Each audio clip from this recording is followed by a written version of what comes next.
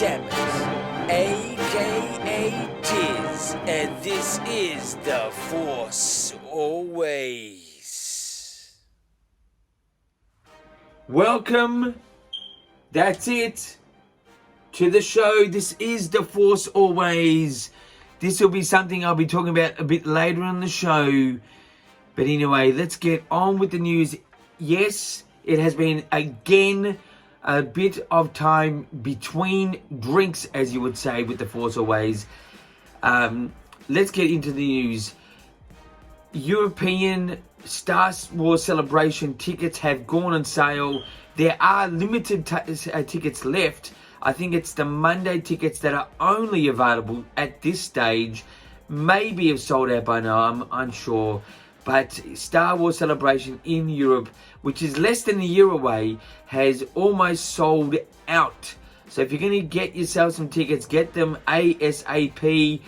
Monday tickets may be only available. Anyway, so that's one piece of news.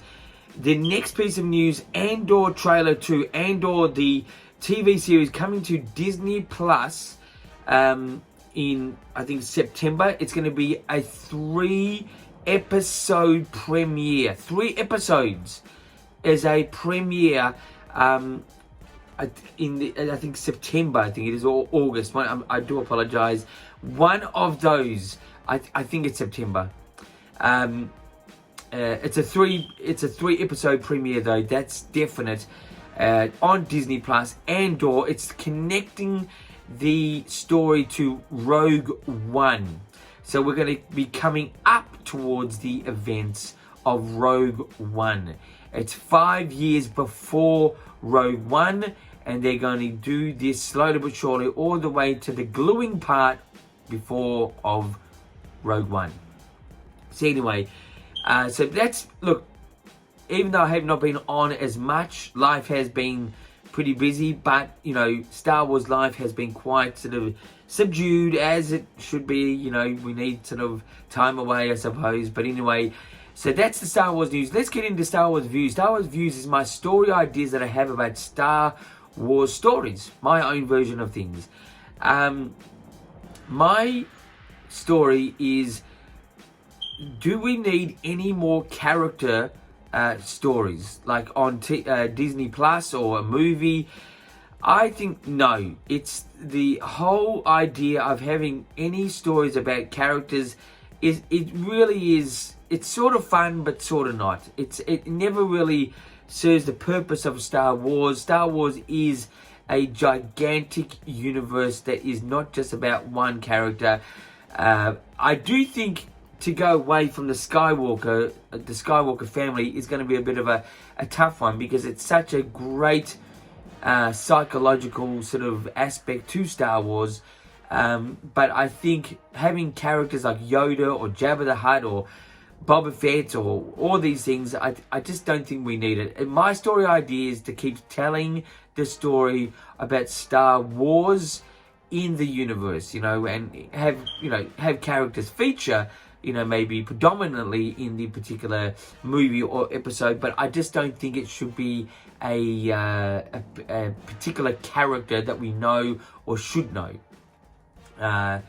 even though it sounds fun. That's my story idea for this time around. Let's get into reviews. Reviews this time around is this particular item.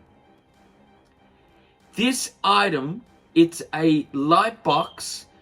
So it's a light box type of thing, plastic, Star Wars logo. It's great for maybe holding something up or just putting it in the background, which you probably see behind here. This is from Sideshow. It is an amazing just piece of basic merchandise that just is spectacular. For example, you know, you put the light off, and look at this, you know, come on. The battery is probably a little bit low at this stage, but look at that, you can even do a scroll. My God, it's great. Star Wars, it is beautiful. It's it will cost you roughly between $50 to $100, depends on what part of the world you're from. But from Sideshow come off with some great replicas of characters within the Star Wars universe. Go check them out. I think it's sideshow.com. They do usually have a shop at the Star Wars Celebration if you want to check it there for your own eyes. They are amazing. They are very high quality. They are a bit pricey, but they are pretty good. This here is one of the cheaper items. You can connect it to your computer. You can connect it to electricity plug, or you can have a battery run it. But it's fantastic. That's the Star Wars Sideshow light box. Anyway, that's my this here. I'm going to give this a 9 out of 10. The point that's lost about this is that there's nothing super fun about it. It's just a logo. So I'm going to give it 9 out of 10. Look at that. Anyway, so that is the review for this time around. Let's get into interviews. Interviews is two questions I asked myself for you guys out there. First question is, should you buy any tickets to Star Wars Celebration in Europe, especially that there's only Monday tickets available? In my humble opinion, I love Star Wars Celebration. Besides the people who run it, I just think they run it in such a way that is good in some ways, but disorganized in others. But that's my humble opinion. But I think that I don't think there's going to be anything again going to be fantastically announced. Star Wars Celebration really needs to be something that is for the fans that actually go. I just don't think, I want to hear the news myself on the other side of the world, first off. But if you're going to go to Star Wars Celebration, you want to have exclusive stuff. Now, I did have exclusive stuff. The last time, the Mandalorian, I got into the Mandalorian panel, before the Mandalorian was released. This was the second most popular panel to get into. I got in there. But I just think Star Wars Celebration Europe, I don't think there's going to be, I just don't know what they're going to announce. I think it's just going to be a sort of a fan event, bringing people together, maybe some TV shows that may be up and coming. But that's it. I don't know what they can do. I really think Star Wars has slowed way down, rightly so because of the pandemic, but also because of its a little bit, the momentum is just not there. So I don't know if I would be buying tickets to Monday European Star Wars Celebration, if it's still available. So that's my answer to the question. Second question is, should Star Wars Celebration be in any other part of the world? Like where I'm from, Melbourne, Australia. I'll tell you right now, I've looked at Melbourne, Australia, as I constantly do living here. But you can actually hold Star Wars Celebration here easily. It's got the facilities, it's got the hotels, it's got the close infrastructure of, where the fans can go from one place to another. There's a stadium here called Marvel Stadium, which is not about Marvel, it's about football. It's just about football. It's sponsored by Marvel. And there's the exhibition buildings, which is big enough, probably a bit smaller than usual compared to maybe Orlando, but it still would house the floor show for Star Wars quite easily, and some panel areas. And also there's other surrounding areas that could hold panels. The big problem of Melbourne, Australia, is if it's going to be a big event just before a big movie for Star Wars, where I'm sure all the stars of Star Wars would be coming out to get photographs and interviews and autographs and things like that, is that it's quite a travel. Australia's one big hard area is that we are 20 plus hours away from America and 20 plus hours away from Europe. So it becomes a bit of a nightmare. The tickets for getting these people out here would be very pricey, whoever holds and runs the event.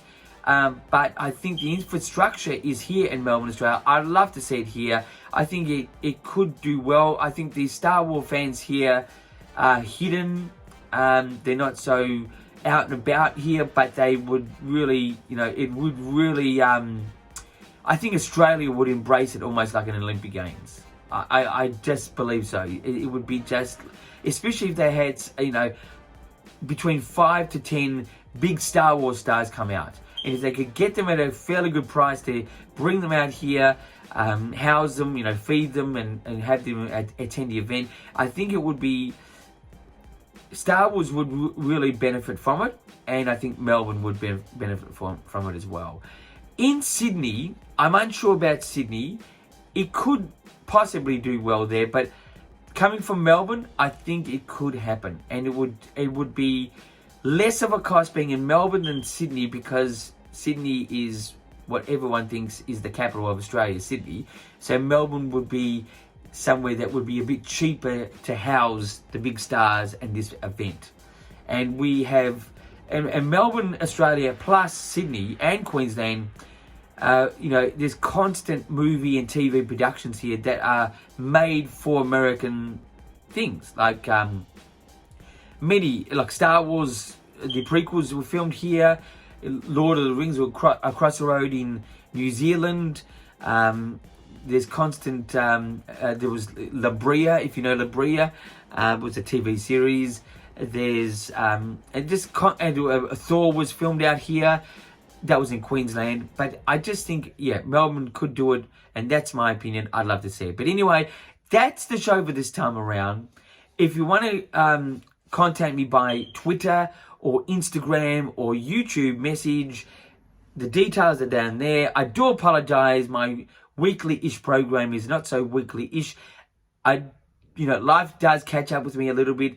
I have been busy doing many things, but still loving Star Wars. And until next week, my friends, keep rockin'!